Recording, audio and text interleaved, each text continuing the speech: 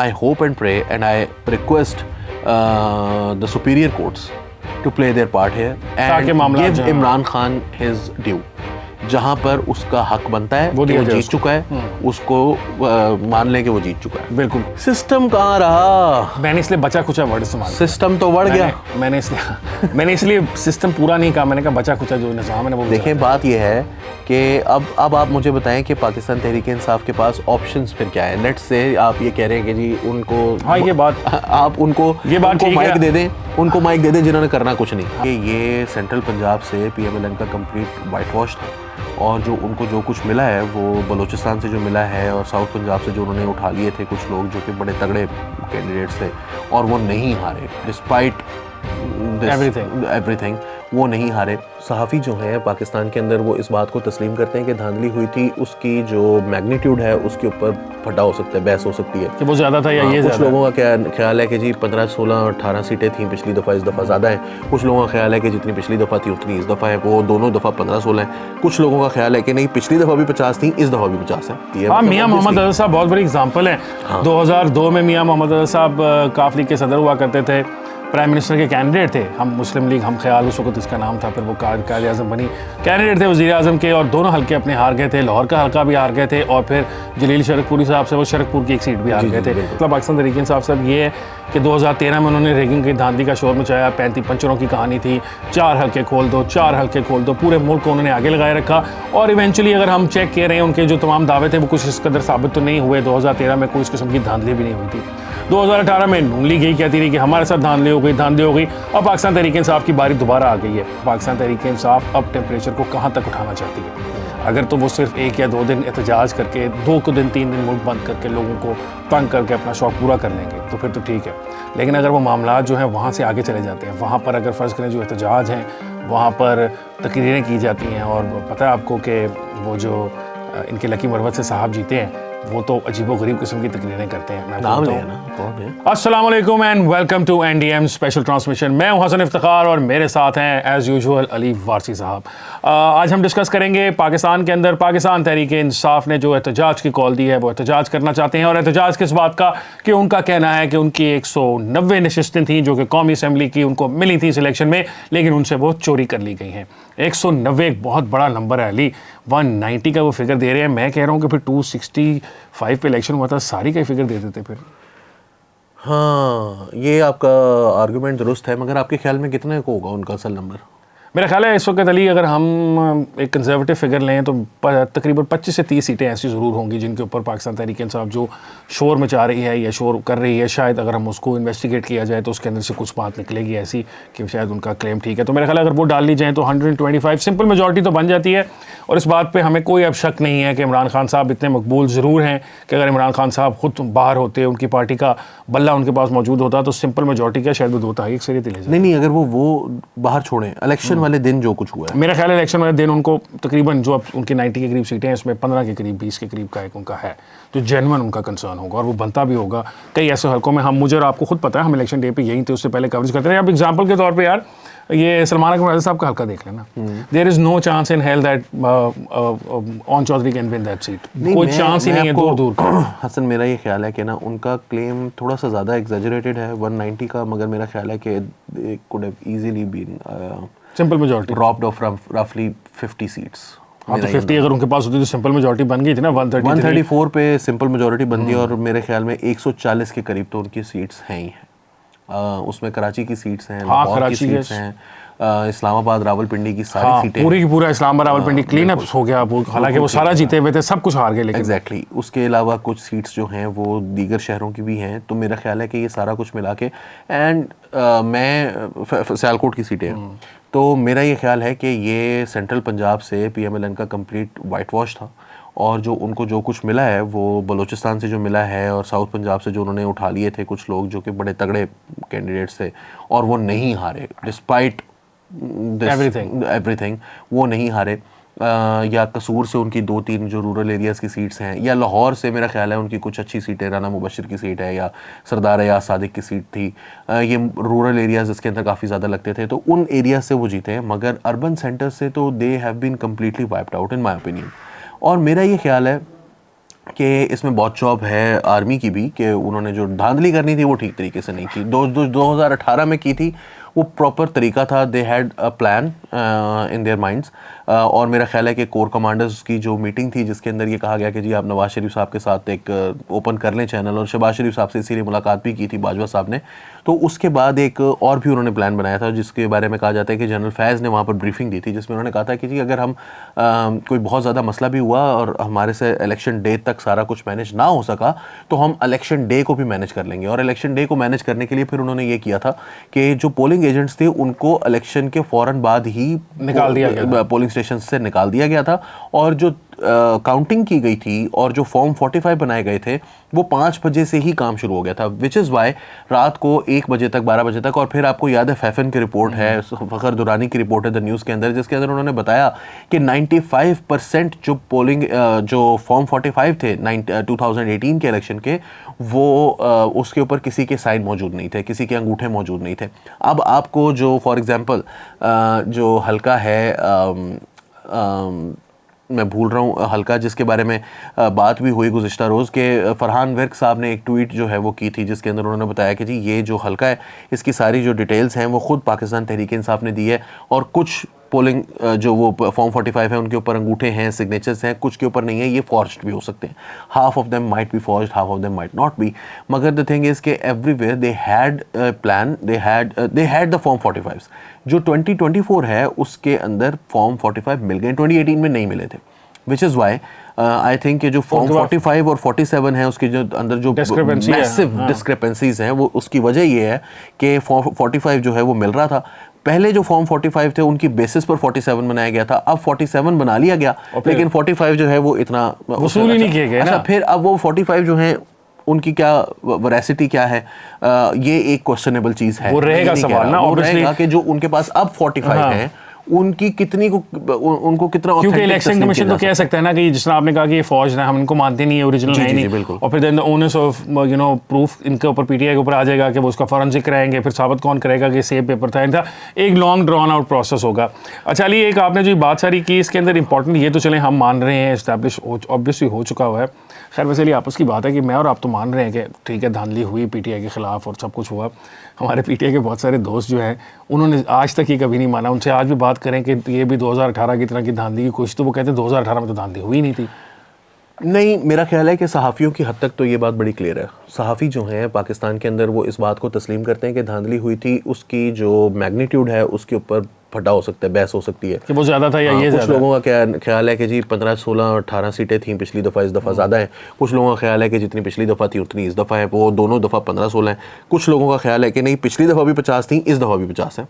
तो मैंने मारवी सरमद को जो है वो 3-4 दिन पहले हमने सुना ख़बर से आगे जो नया दौर के ऊपर प्रोग्राम होता है उसके अंदर, तो मारवी सरमद ने ये बताया कि तो वहाँ पर सलमान आबिद साहब ने ये बताया कि फैफिन की जो रिपोर्ट है वो 2018 की जो थी और उसको कंपेयर करें 2024 से, तो उसके अंदर जो 2024 की रिपोर्ट है वो कहीं ज़्यादा डैमनिंग है कंपेयर टू 2018।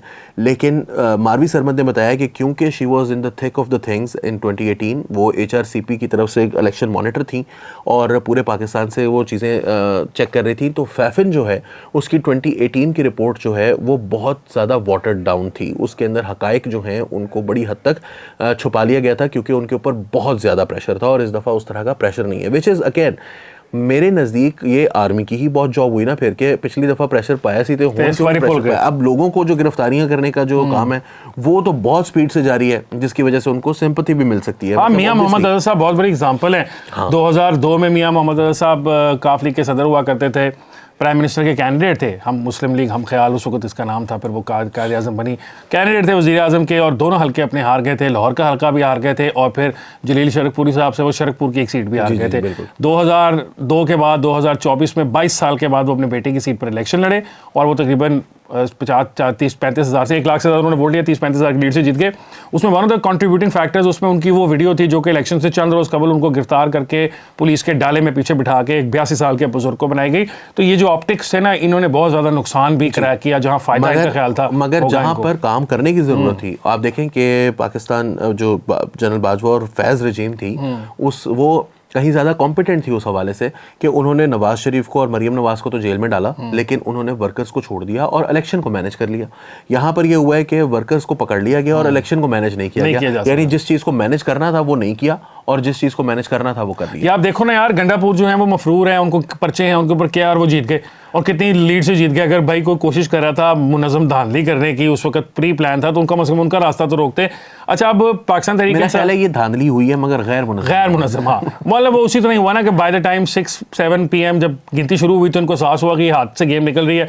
फिर उस वक्त जो कुछ किया जा सकता था, जिस तरीके से भोंडे अंदाज में किया जा सकता, किया गया है। हमारा जो इदारा है उसके अंदर जो एक बात अच्छी है वो ये है कि उसके अंदर नज़्म ज़ब्त का ख्याल रखा जाता है, वो नहीं रखा गया नज़्म ज़ब्त का। चलिए, बात यह है कि पाकिस्तान तहरीक इंसाफ की एक थोड़ा सा मसला पाकिस्तान तहरीक इंसाफ साथ ये है कि 2013 में उन्होंने रैगिंग की धांधली का शोर मचाया। 35 पंचरों की कहानी थी, 4 हल्के खोल दो, 4 हल्के खोल दो, पूरे मुल्क को उन्होंने आगे लगाए रखा। और इवेंचुअली अगर हम चेक कर रहे हैं उनके जो तमाम दावे थे वो कुछ इस कदर साबित तो नहीं हुए। 2013 में कोई इस किस्म की धांधली भी नहीं हुई थी।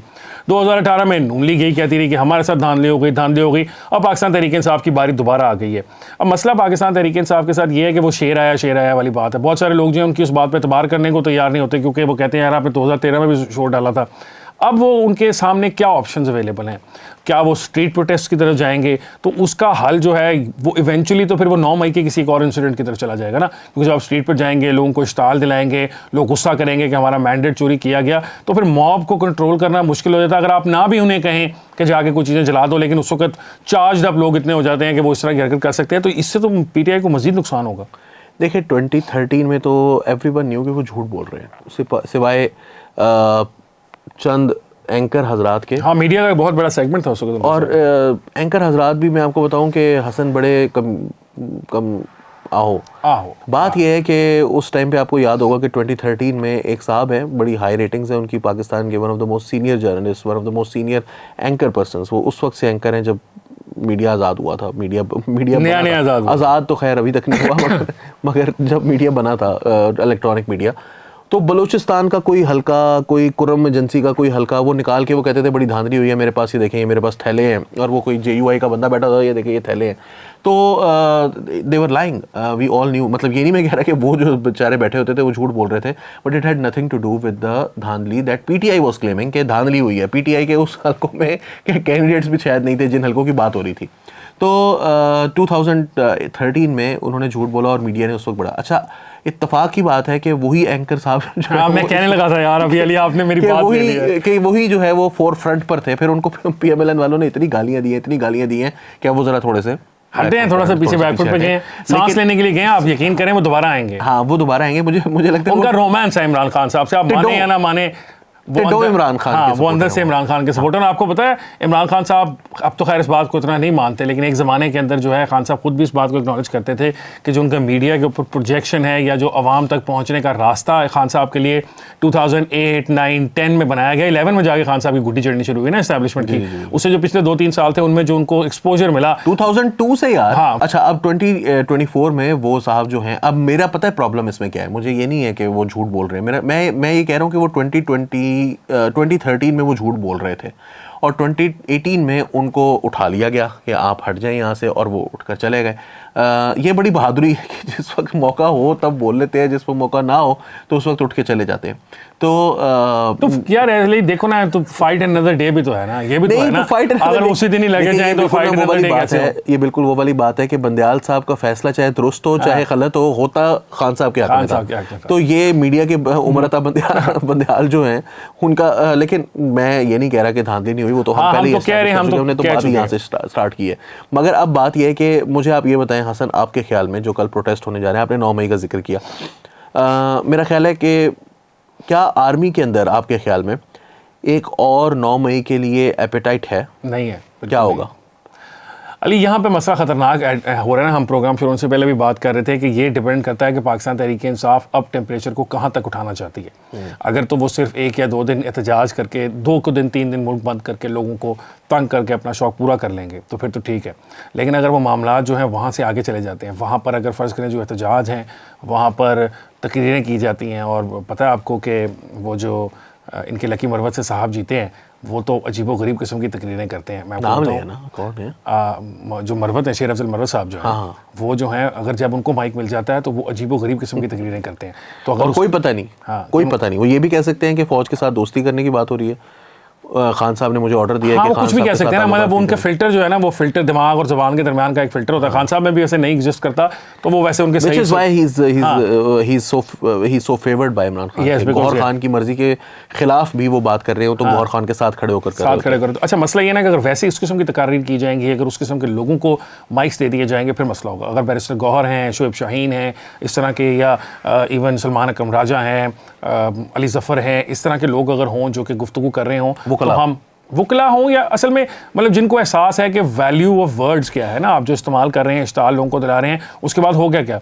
अगर उस तरह के मामलात हो जाते हैं और मामलात को गर्मा गर्मी की जाती है तो बहुत बुरा नतीजा निकलेगा। और अली उसका मतलब पता है, मसला ये है कि फिर जो बचा खुचा सिस्टम है ना, वो भी चला जाएगा।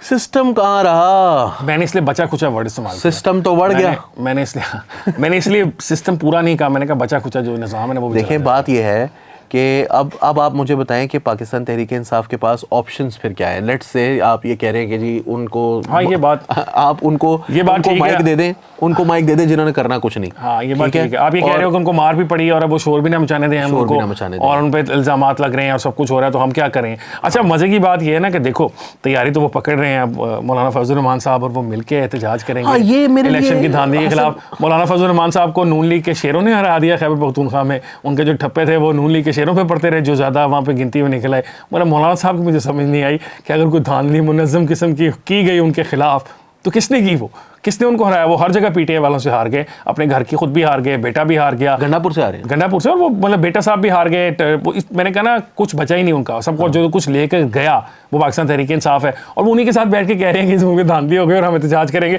तो किसके खिलाफ एहतजाज करेंगे? मेरा ख्याल है देखें, इसके अंदर अगर सबसे आसान थियरी बनाई जाए तो वो ये है कि जी मौलाना फजल रहमान जो हैं वो चाहते हैं कि मैं पीटीआई को सपोर्ट प्रोवाइड करूं ऑन द ग्राउंड, मेरे जो हैं ट्रेंड जत्था है उसको मैं इस्तेमाल करूं, और उसका फ़ायदा ये होगा कि मैं उनसे ये बात करूं कि फिर तुसी अली अमीन गंडापुर नहीं लेके आ सकते, अली अमीन गंडापुर को चेंज करा लें आप। अच्छा, यानी कि वो चीफ मिनिस्टर की जो सीट है वो एक ऐसे बंदे हाँ, डायरेक्ट उनका मुखालिफ है, उसको हरा करा है।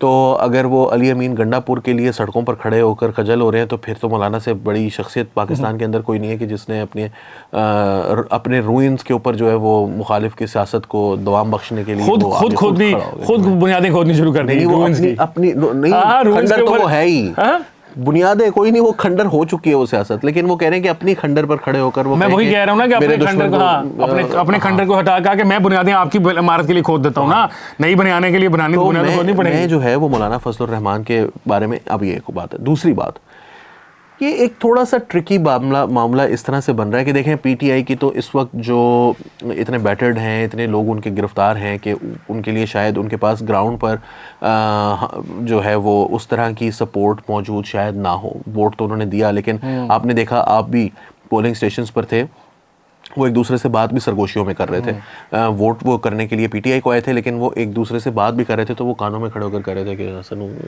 वो पर्चियां भी दूसरों से कटवाते रहे हैं। तो अभी वो इस पोजीशन में शायद ना हो, unless they are emboldened by this victory, और बहुत बड़ी तादाद में वो निकल आए, which is unlikely but also possibility है। मगर अल्ताफ़ हुसैन की जानिब से उनको कल पूरी तरह से एक बड़ी लंबी सारी ट्वीट करके अल्ताफ़ हुसैन ने कहा कि एमक्यूएम के जो मेरे वर्कर्स हैं वो बड़ी तादाद में निकले और पीटीआई को सपोर्ट दें कराची के अंदर और मुल्क भर में तो ऐसा सच है नहीं, मगर कराची हैदराबाद में तो है ना उनके सपोर्टर्स। और मौलाना फजल रहमान भी कह रहे हैं कि हम सपोर्ट देंगे। नाउ पीटीआई की अपनी भी ग्राउंड सपोर्ट कोई इतना बड़ा काम नहीं है कि बिल्कुल, हाँ, मतलब कॉल देंगे तो निकलेंगे, तो वो कॉल करेंगे ही करेंगे, कॉल जो है वो उसको हीट करेंगे ही करेंगे। अब ये एक ऐसी सिचुएशन बनती जा रही है जिसके अंदर मामला जो है वो कहीं और जा सकता है, ठीक है। अब वो मामला जो है वो कहीं और जाने के लिए दो रास्ते हैं। मार्शल लॉ वाला जो बात आप कर रहे हैं ना, मेरा नहीं ख्याल कि मार्शल लॉ लगेगा। दूसरा ऑप्शन फिर क्या है? वो दूसरा ऑप्शन यही है कि इलेक्शंस को दोबारा से करवाया जाए, या Qazi Faez Isa enters into the fray and he says कि मैं सारे के सारे केसेस जो हैं वो उठाने लगाऊं, और वो जिस केस के अंदर कोई भी गुंजाइश निकलती है वो पीटीआई को रिलीफ मिलना शुरू हो जाए और वो रिलीफ इतना बड़ी तादाद में हो कि उनको 130, 135, 140 सीट्स के करीब वो पहुंच जाएं और वो गवर्नमेंट फॉर्म कर लें, क्योंकि लेस देन दैट किसी भी बात पर पीटीआई जो है वो राज़ी नहीं होगी। और मैं अब ऑनेस्टली मैं आपको बताऊं, मैं गंडापुर की जो नॉमिनेशन है मैं उससे बिल्कुल भी इस बात को जो है वो इमरान खान साहब के ख़िलाफ़ ले जाने के लिए तैयार नहीं हूँ। जब आप इतनी बुरी तरह मारते हैं तो फिर एक रिएक्शन ही needs a strong man there, और वो उनका स्ट्रॉन्ग मैन जो है वो अली अमीन गंडापुर के अलावा कोई नहीं उनके पास, जो खड़ा डट के खड़ा भी रहेगा। शायद परवेज़ खटक को वो करते इस पोजीशन के अंदर लेकर आते अगर 2013 होता है, क्योंकि परवेज़ खटक के बारे में ये कह सकते हैं कि अभी उनकी एडमिनिस्ट्रेशन पर ग्रिप स्ट्रॉन्ग है, सब कुछ है, मगर Ali Amin Gandapur is not that kind of a man. अब तो फाइट के लिए चूज किया है, उसकी एडमिनिस्ट्रेशन के ऊपर भी उसकी स्ट्रॉन्ग होगी, वो गालियां देगा बाकायदा कि किसी को अगर कोई मसला होगा तो कोई वो उसकी बात नहीं सुनेगा। तो सो आई थिंक कि उनकी चॉइस भी वो भी बिल्कुल ठीक थी। अगर वो इस वक्त पूरी तरह से ऑल आउट अटैक पर जाते हैं तो that is totally justified. It wasn't justified on May 9 but it will be justified on February 17 या फेब की किसी और डेट को अगर कुछ इस तरह का वाक़या होता है तो। सो आई थिंक कि मैं I hope and pray and I request the superior courts to play their part here and give Imran Khan his due. जहां पर उसका हक बनता है वो जीत चुका है, उसको मान लें कि वो जीत चुका है। बिल्कुल, हम वो मान लें वो जीत चुका है। और ये मान लें कि हमारे प्रोग्राम का वक्त अब होने लगा है ख़त्म। तो अगर आपने कुछ और बात करनी तो कर लें, तो मैं सिर्फ यही बात करना चाहता था। मेरे ख्याल में आखिरी जुमला मान लें कि वो जीत चुका है। इतने अच्छा जुमला, हाथ जो है वो हाथ से गेम फिसल गई है, फिसल गई है मेरे हिसाब से। वो वाला मजाक हो गया ना कि जंगल में इसको डबल डाउन करने से मजीद काम खराब होगा। फिर आपने क्या किया? तो उन्होंने कहा फिर मैगी करना सी, जो करना सी, शेर नहीं करना सी। तो वो इमरान खान शेर है। नहीं, आप उसके साथ बात करें ना। मतलब देखिए, मौलाना फजलुर रहमान ने थोड़ी सी उसको परसों स्पेस दी है तो उसने वो बंदा भेज दिया। आई थिंक इतना ही दिल थोड़ा सा हमें बड़ा करना चाहिए सबको कि इमरान खान साहब, देखिए मैं उनकी पॉलिटिक्स का नाक़िद हूँ, आज भी हूँ, कल भी था और कल भी रहूँगा। उनकी पॉलिटिक्स से मुझे शदीद लेकिन उनके मैंडेट का एहतराम करें। बिल्कुल, उनके मैंडेट का एहतराम करें। नाज़रीन, हमारा बस यही है, हम हमेशा से एनडीएम का प्लेटफॉर्म हो, नया दौर का प्लेटफॉर्म हो, यही कहते हैं कि जो शख्स जिसका जो मैंडेट है आप उसका एहतराम करें। 2018 में भी हमारा यही कहना था कि जिनका था उनका करें। चलें, तब नहीं किया, आज कर लें। माजी की गलतियों से सबक सीखें, मुल्क को और मुश्किलात की तरफ मत धकेलें। आज के प्रोग्राम के लिए इतना ही है। मुझे हसन इफ्तिखार को और अली वारसी साहब को दीजिए इजाज़त। अल्लाह हाफ़िज़।